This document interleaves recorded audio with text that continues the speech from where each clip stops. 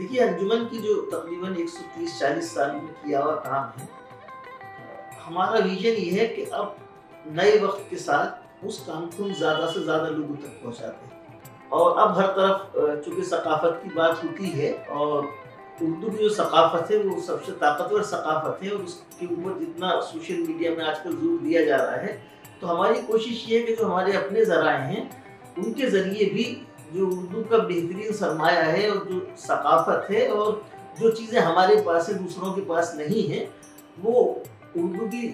नई नस्ल तक पहुँच सके और वो आने वाली नस्लों के लिए महफूज हो सके। जो हमारी लाइब्रेरी है वो बहुत रिच है, लेकिन ज़ाहिर है कि वो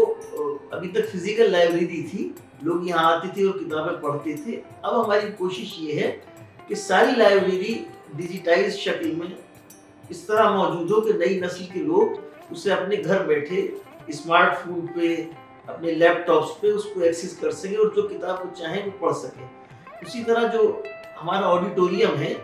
वो बिल्कुल स्टेट ऑफ द आर्ट